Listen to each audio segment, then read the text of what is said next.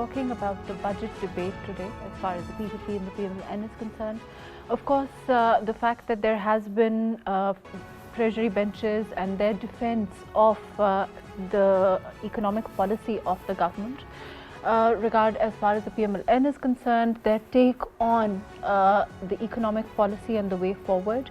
We'll be talking about the ramifications of the budget and the economic policy as set forward, and whether these consultations that we've seen happening with the PPP particularly are going to lead to changes. Are they going to be leading to some perhaps provisions, some measures being withdrawn? Are we going to see that? Are we going to see both the parties? Of course, there has been some headway, there has been some agreement. What do we see for the future between the PPP and the PMLN, the key coalition partners? We've also seen the vociferous disagreement, criticism by the opposition benches, Sunni Ittihad Council led PTI. We'll be talking about that. A little later on, we'll be talking about Modi's comments regarding the status of Kashmir, its ramifications, the early elections, and what it means for the Muslims and their plight in Kashmir. All of that today on Perspective. I have with me today Barrister Safi Ghauri, who is a political and legal analyst. Thank you for being with us today. We also have Saif Jamshed, who is a political analyst. Thank you for joining us today. Dr. Niaz Murtaza, who is a senior analyst. Thank you for joining us today. Niaz, before I go to the studio here, what is your take on as far as what's happening in the National Assembly with regard to the budget, and particularly what happened today, the proceedings that happened today? What is your take on this? And as far as the PPP and the PMLN, and they're coming to some sort of agreement on the provisions and the economic policy of the PMLN and the government that has been set forward? Well, you see these kinds of, back and forth in any year. Whenever you have a coalition government, obviously, not all of the allies see eye to eye with the government. They have their own priorities, and especially with, the PPP being such a large party with, maybe just 24 seats less than PMLN, and obviously it holding all the important constitutional positions like the president, governor. So obviously, coming eye to eye and coming to an agreement with PPP was important, and it seems that they have come to some agreement. But what was the disagreement about? That's not entirely clear. If you look at any budget, you can review it according to several criteria, whether it cuts wasteful expenditure and subsidies, whether it equitably apportions taxes across all segments of the society, whether it encourages growth and export, and so on. But normally, whichever party it is, whether it's PPP, PMLN, PTI, or even the smaller parties, these kind of issues don't seem to be very high on their priority list. What they seem to be most concerned is what goodies are they getting from the budget, and especially the development budget, how much of it is going to go to their constituencies, to their MNAs. And then with PPP and PMLN, there is the additional issue of space for PPP in Punjab. True. Isn't it true that as far as the PPP is concerned, their disagreement is largely, they're saying they don't agree with certain taxes that have been put forward, they don't agree with certain policies vis-a-vis as far as taxes for overseas, or taxes with regard to non-filers. Those measures are perhaps more arduous, and they've come and criticized the government on those issues. Let me go to the studio and I'll come back to you. Safiullah, isn't it true that those, as far as the PPP is concerned, they're really saying they don't agree with the kind of stringent measures that have been put into place? Yes, so that is exactly what I am aware of, that they have problems with the policies, and it is being criticized as being an IMF dictated budget.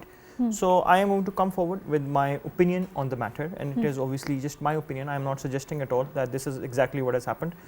but we need to just sort of take ourselves down the route of history and see what's happened and why this budget is the way it is, and the reason why it could in fact be deemed as IMF dictated, and it should have been IMF dictated. Okay. So Pakistan is right now on the 11th IMF program.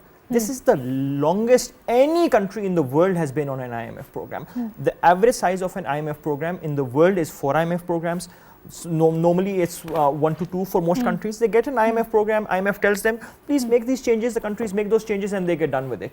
That's it. IMF gives them the money to restructure their systems, the restructuring is done. After that, things get carried out. But in Pakistan, every single time we take a loan from the IMF, then we back off from the agreement. Whatever we have agreed with the IMF, we say that we'll make these changes, we'll put these taxes, we'll cut off these subsidies, get rid of this, put in that, and then we back off. And I think the worst example of all of this was what was done by the PTI government when it completely backtracked, took the money from IMF, $6 billion, and then completely backtracked, which led to us getting kicked out of the entire program, and Pakistan had to go and beg for us to re-enter the program. And what is this program? It's not a huge amount of money. Like when we talk about IMF giving us 1 billion, 2 billion, 6 billion, this is nothing compared to 60 billion that China is giving us, right? It's peanuts.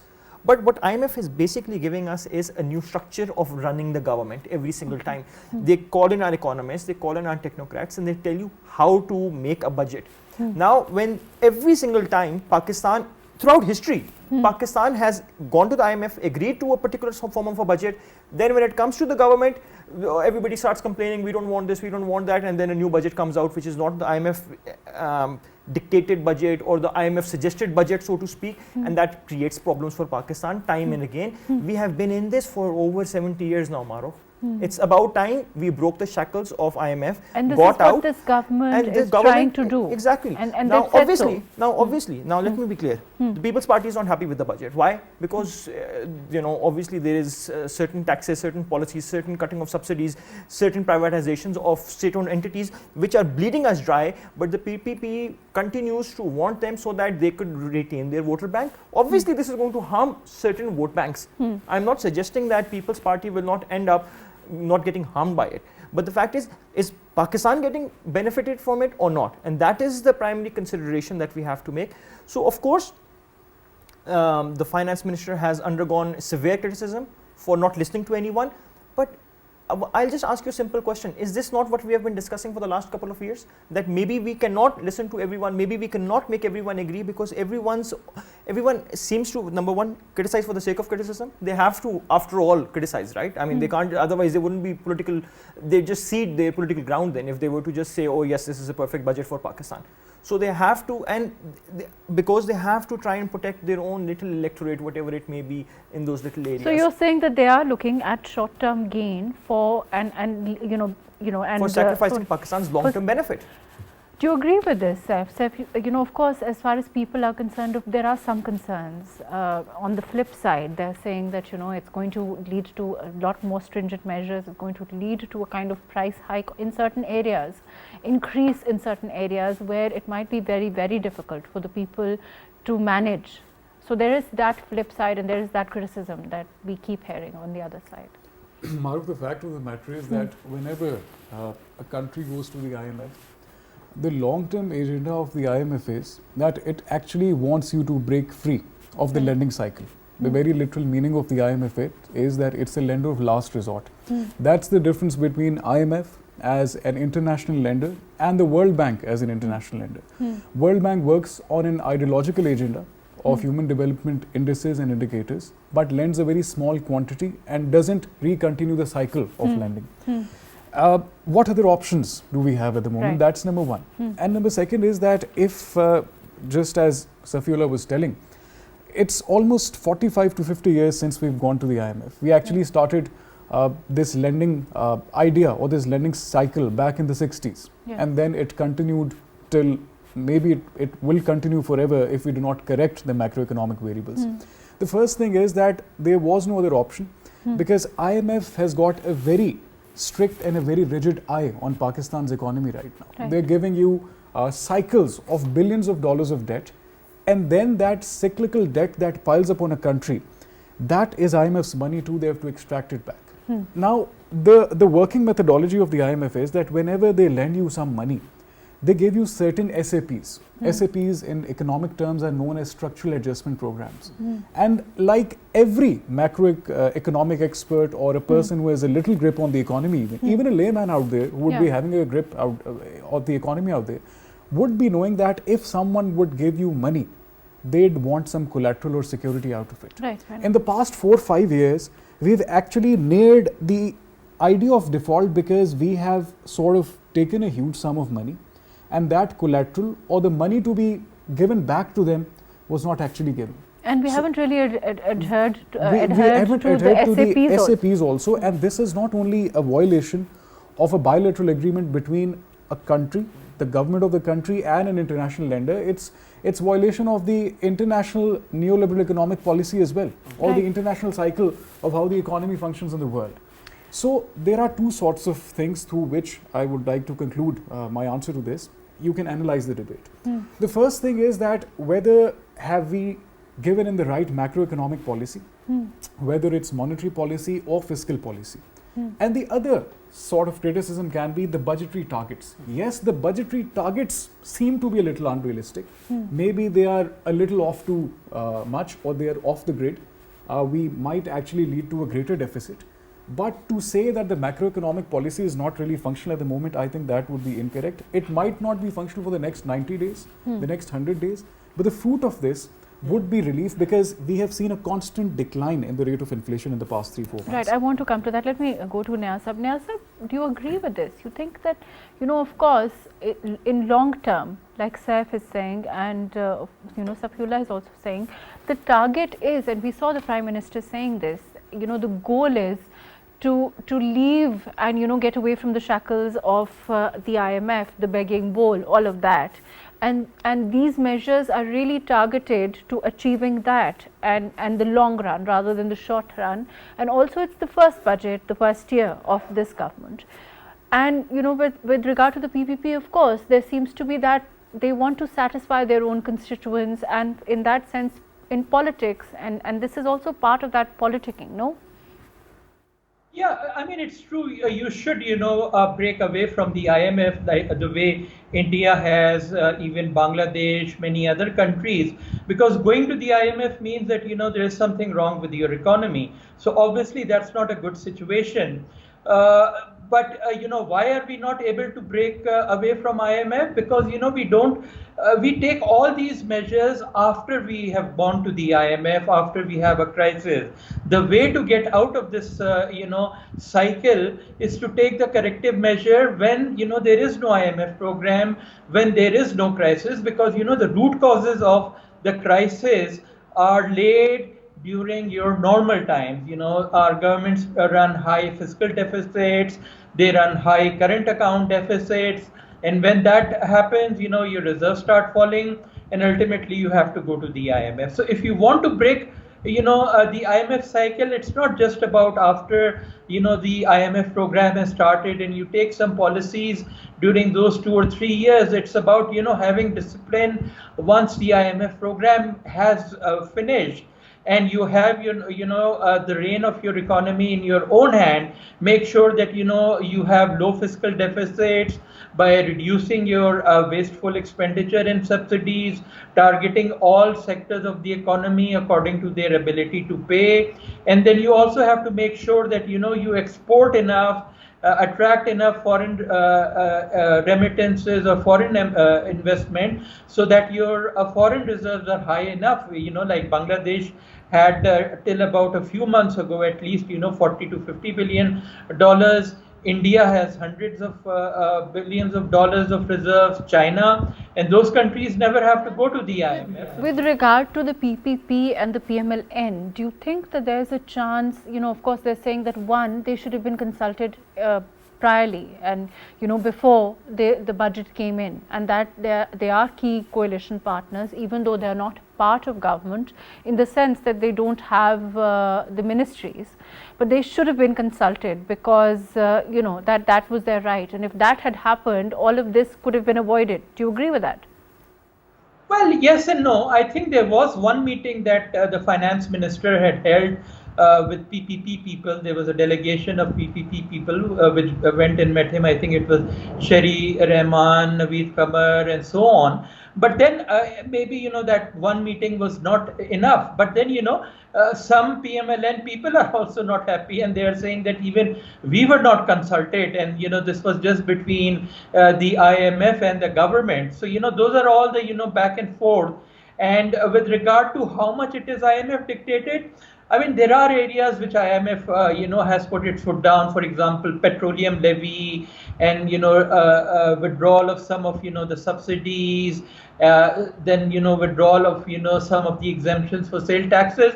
But then there are also other areas where, the government itself has not taken, the right policies. For example, it's, reluctant to, tax the retail sector, because those are its big supporters. Similarly, real estate. So it's a combination of the government starting the problem by having large fiscal deficits and current account deficits. Then it goes to IMF. IMF also misdiagnoses things, it mistreats things, and then the government also keeps taking the wrong policies. So it's a combination of.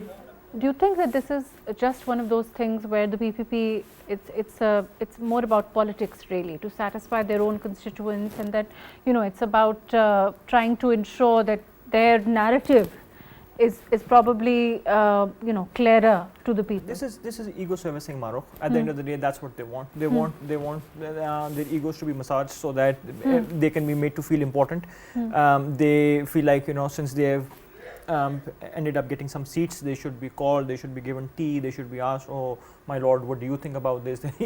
This whole consistency should be done. Maybe yes, because that is after all the democratic way of doing things, but the reality is we still could not have come up with anything different. Whether they had agreed or disagreed, our commitments to the IMF would have remained the same. And it's not just our commitments to the IMF at this stage, by the way. I also have to point out that a sizable amount of the budget also comes from the fact that we owe other countries money as well. And a large portion of our money is, in fact, a large part of our budget this time is, in fact, kept aside for debt servicing, which we have to do. There are a lot of international commitments that we have. There are various commitments that we have, infrastructural commitments, development commitments that we have, such as under CPEC, the kind of loans that we are getting, the kind of investments that we are getting. All of these things come back to our budget time and again. So the reality of the matter is that I honestly do not think that because of the constraints that we have had, Pakistan had too much of a choice. I will agree that there are certain aspects that could have been changed. Of course, there was still a wiggle room. There were still certain things that could have been changed around. For example? But those, so for instance, taxing agriculture. So real estate is being taxed proper. Dr. Niaz just said that it's not. It is in fact this time around in the new budget, real estate taxes have been introduced, retail taxes have been introduced. Those are incorrect statements. But what is correct is the fact that agriculture is still not being taxed, which is the biggest constituency for the People's Party, for instance. I think that is one area that we should have increased further taxes. We should have brought that into the tax net. And since everybody else is being brought into the tax net, there are various moves that could have been made to ensure that people who are filers are somehow given some sort of additional perks and benefits versus non-filers. I don't see that happening as yet. So there are a variety of things that the government could have done, but I honestly think that given the situation, no matter what way you look at it, the budget could not have been too different. I will agree with Saif here when he said that perhaps the targets, the revenue generation targets this time around are too high. Maybe we will not be able to. But the common concerns are that it's going to lead to inflation. I'm sure it will. I don't think there's any disagreement, but anything would have led to inflation. There was no budget. Yes. Yeah. So really, it's the best of the situation that, those measures that could have been taken and to facilitate, I think, the strata of society that needs it the most. But do you think that, Saif, as far as the PPP and the PMLN is concerned, do you think there's a chance that the PPP may join the PMLN in the cabinet, maybe a little later on? Mahrukh, there is a considerable chance. And I think the very idea of that would be happening once something sorts out between the government and SIC-led PTI, because ultimately that would be really, you can say that would be a very paramount pressure group on the government. So government itself would be wanting its coalition partners to be sitting in the cabinet. So ultimately the brunt of the policies can be borne by all, because this time what really has happened during the budget is we do know that the opposition always criticizes. That's the job of the opposition. The opposition bench is there to criticize the policy, and they are trying to give the best of their world. Had they been on those benches of the government, what would have been the benefit out of it? But this time, the way MQM and the way People's Party has reacted to the budget, that itself really calls for the fact that maybe we need to get out of that idea of ceremonial coalition. We need to be incorporating them into the mainstream coalition. The very idea of the People's Party not directly joining in since the very start was the fact that they knew that economically the country was in crisis, and ultimately the first budget or the second budget, in fact, would have been with some drastic measures. So it's very important to understand that People's Party needs to also give a clear stance, whether they are a ceremonial opposition coalition partner or they're an active coalition partner. But as far as the budget itself is concerned, I think one reservation that many different political parties would be having would be the taxes on the properties. They have really increased. Now there's a wisdom behind that. Okay. The wisdom behind that is that in any growing economy, for example, let's say the target of growth has been set at 3.6%. It's a modest target given that we were staggering even below 2% in the last 2-3 years. So given we need to achieve a 3.6% target of the GDP growth rate, money has to come out of where it is parked right now. Unfortunately, in Pakistan, majority of the money is parked in the real estate. It's parked in the real estate, and it's severely undervalued. The DC rates of properties are very, very much different as to their actual valuations. So therefore, the incline of taxes on properties is for the very reason that people take out of the money from where it's parked. It goes into the banking circle, it goes into the banking system, and ultimately that money comes into the net. You cannot bring about immediate effects by simply incorporating almost 100 million people into the tax bracket. You need to identify first where is the money. The money is being parked in the real estate, and it needs to come into the mainstream. At the end of the day, Dr. Niaz, we need something that will be a long-term economic policy. With a view to that, of course, we have the Special Investment Council also, the SIFC. With a view to that, we have a policy at this time which is rather geared for the next 5 to 10 years, so that there is one clear policy, one road which the government follows. Do you think that we are moving towards that? Do you think that overall, this may not be a very happy budget for some people, but it is a budget that focuses on delivering in the long run? Well, as I said, there are 4 or 5 things that a budget should do. It should cut wasteful expenditure and subsidies. It should tax equitably, not overburden, the existing taxpayers. It should help in, generating employment, industry, and exports. So, I mean, there are, a few measures here and there which may help. But then, whether this will really help you solve your perennial problems of your large fiscal deficits and current account deficits, I think the government has to do much more in this regard. You can say, okay, the current economic situation is so bad that, it's not easy to tax new people and so on. But if it's more of the same next year too, and even the year after that, then we will invariably move towards large fiscal deficit and current account deficits again. So it's important for the government to come up with clear policies which reduce waste, which tax equitably, and which are geared towards generating growth as well as exports in the future. What about the MQM? They've taken a particularly aggressive stance to the budget. We've seen them term it a threat to national security, survival of the country. Farooq Sahi made all these statements. To what do you attribute this kind of reaction? Once again, I think it's just basic politicking. I did mention earlier, so a lot of the state-owned enterprises that are getting privatized now are in Karachi. That's where the vast majority of the MQM motor base is. If they get privatized, we will for sure see mass unemployment in Karachi and mass unemployment of MQM people. For instance, PIA, so Pakistan Steel Mills, the biggest ones are in Karachi. So you're saying basically it's about political parties looking out for their own, which is natural, of course. I think, so what would happen is obviously, so if we were to just think about it from MQM's perspective, so when all of these people who get laid off from Pakistan Steel Mills and PIA and Pakistan Shipping Corporation and whatnot, as most of it being in Karachi once again, and MQM supporters, once they come out, they will start blaming MQM for not standing up for their rights. And it's inevitable now that this is going to happen. So MQM has a fallback. MQM can turn around and say, well, we criticized this as much as we could. We tried saving your jobs. Unfortunately, the government was hell-bent upon doing what it had to. So, we were left with no option in the government. We don't have the power. If you vote us in next time around, we will make sure that these are nationalized again. We will get your jobs back. This is just the political rhetoric that keeps going on over and over again.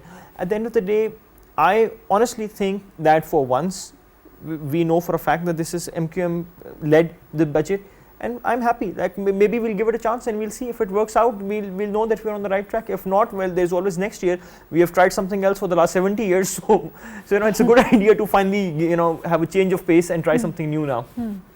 Fair enough. But as far as the liaison between the PMLN, PPP, then of course, like you said, the Sunni Ittihad Council is concerned, there's always a to and fro, as far as the PTI-led Sunni Ittihad Council is concerned, there is talk of them agreeing to some mediation, talk of them agreeing to talks, and then, there's an inevitable backing out. Do you think, Saif, that this can lead to some agreement somewhere?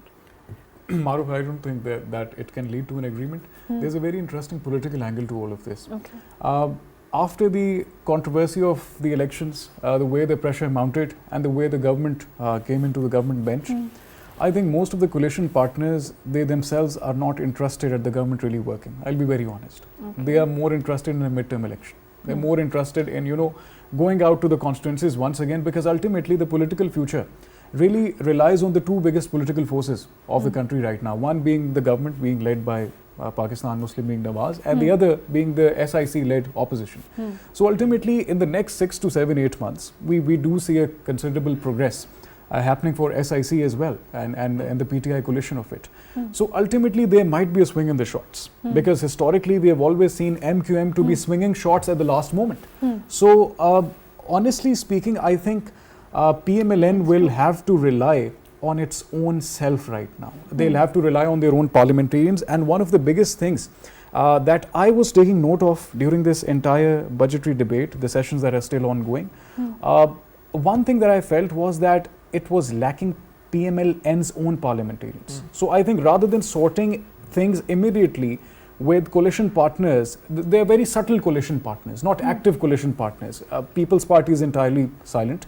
As a coalition partner, MQM is a bit vocal, given the fact they have got a seat in the cabinet as well. Khalid Maqbool Sadiq is a federal minister, but given the fact that they are also silent on this entire issue, this really means that PMLN actually needs to reconcile with its own parliamentarians at the provincial levels as well and at the federal levels as well. Okay. So therefore, maybe a strong PMLN coming together and filling up those benches that are to be filled would ultimately ensure the smooth implementation of the budgetary policy that has been given out by their finance minister. Niaz, do you agree with what Saif is saying? You think that there is, perhaps the only way forward is that kind of politics we will see in perhaps 7-8 months? I mean, it's too early to say at this time, certainly. And as far as PPP and PMLN is concerned, of course, each party is looking at their own interest, whether it's short term or long term. The question for them will be, we've seen this election, we've seen it hasn't really been the kind of election that any party, one party would have wanted, really. Well, I think for the moment, I don't see anything rocking the boat immediately. I think PPP has its complaints, MQM has its complaints, but still at the end of the day, I think they all realize that they are into this together and they don't have any other, good options. PPP is still sitting pretty, it's taken all the constitutional positions, so it's not getting the blame for, the high inflation and so on. And then, it has this leverage over PMLN. So I think it will try to get as much as possible and then be happy with that. That's, the politics of Mr. Zardari in any case, give and take rather than very hard positions. MQN again, it, doesn't have very high leverage. it doesn't have anywhere to go, and again it will try to get as much out of the budgets, other policies as possible. So I think for the moment I don't see anything rocking the boat until and unless the economic situation deteriorates very badly. Some security situation deteriorates badly. For the moment, I think things will continue as they are. Saif, before I go to Saif, Safiola, there is also a lot of talk about the criticism that we've seen with regard to lawmakers and the fact that parliamentarians need to have a more active role. This has been a consistent debate we've had over time. In terms of, do you think that this government, perhaps this particular parliament, is perhaps less involved than the last even last few parliaments? Very interesting question, and I would not have the stats on it. I think PILDAT records actively the kind of participation of the parliamentarians that takes place. It's very difficult to say this at the moment because we have relatively new, and because of SIC and the way some of the major leader opposition parties are either imprisoned or going through political cases and things like those. So what we see is still a clash of personalities. I don't really see much of a policy debate going on, as is the case in the past. But honestly, Mahrukh, this has been SIC-led PTI. Earlier on, we saw them being criticized for not really coming up with any shadow budget, not really coming up with any shadow measures or alternatives to what the government has proposed. So yes, and that's in the national parliament. But I think a more interesting debate that could be had is the behavior of all of these political parties and provincial governments. And they too, we don't see any policy debates going on. Like, they have their provincial budgets. They have so many things that they could be doing, implementing. If one was to say, if one was to argue that the SIC is not, being given a fair representation in the National Assembly, well, the KPK Assembly is all yours. So, you can sit and discuss everything that you want there. Why not? So, and in Punjab Assembly, we don't see any worthwhile debates.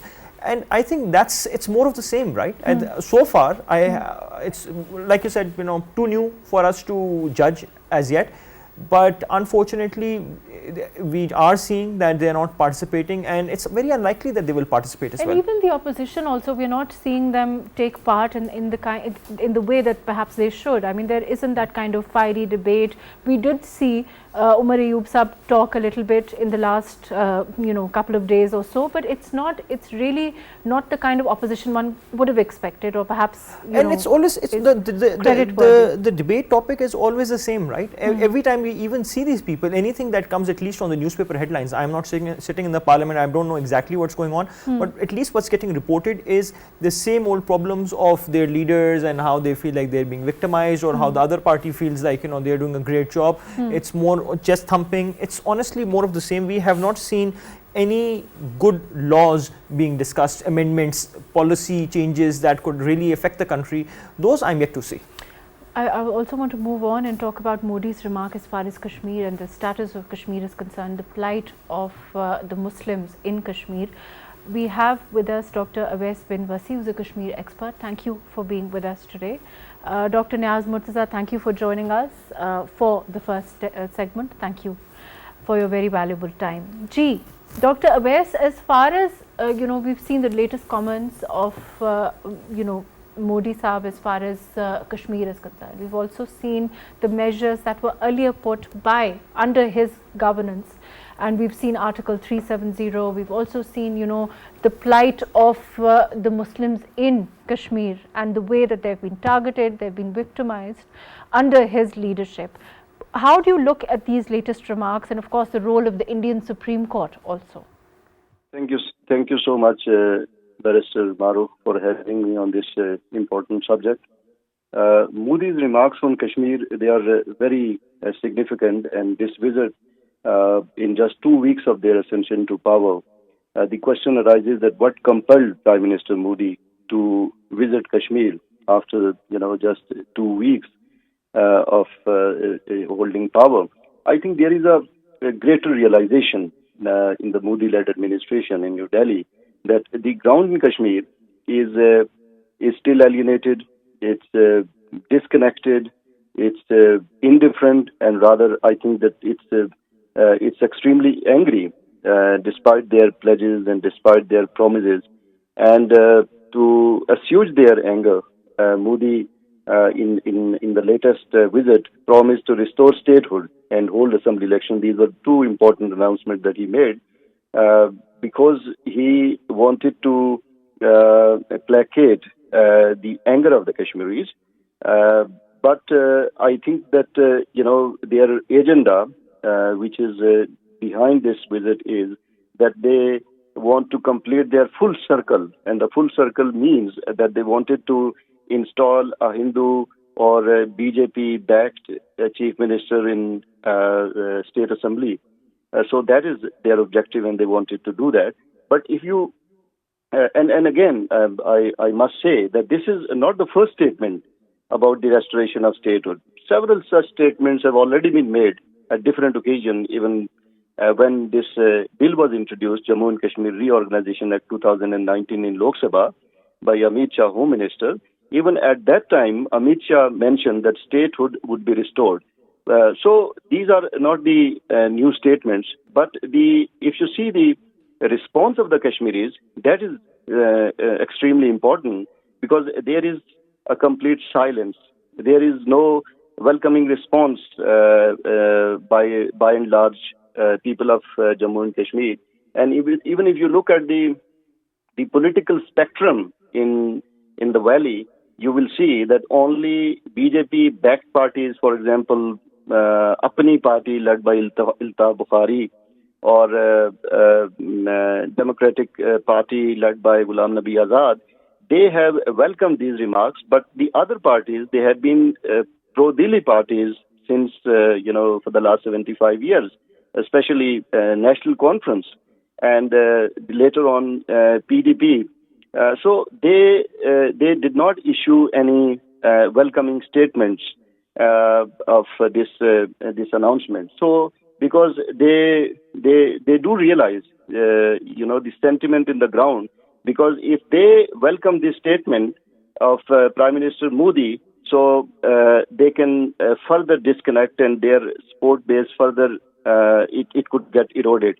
An example to substantiate this point is that, for example, if you see the recent Lok Sabha elections, so these in Baramulla constituency,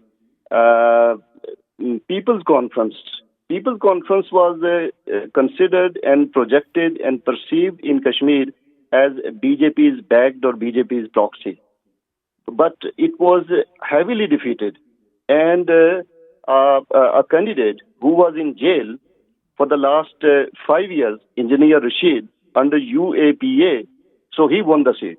So it means that any political party who sides with BJP or who supports BJP, his political base in the valley, that would be eroded. Right, fair enough. Let me come back to you. So, Ullah, we've seen the role of the Indian Supreme Court with regard to this, and it's traditionally been anti-minority, particularly anti-Muslims in Kashmir. How do you look at their recent remarks also? There have been, as far as Modi is concerned, the election is concerned, don't you think the elections itself prove that perhaps the people of India don't want to support an anti-minority stance? They don't want this kind of extremism at play? Absolutely. I think, Mahrukh, it was absolutely phenomenal what happened in the elections this time. So there are two important things that I'd like to point out. Firstly, of course, the fact that BJP did not even participate in elections in Kashmir, and because they knew that if they were to do so, they would probably fail to garner any votes at all. So they had a proxy party which also lost, and as was just mentioned, that the winning candidates, one from jail, two winning candidates were in jail, and without any campaigning, without anything at all, they just won the elections.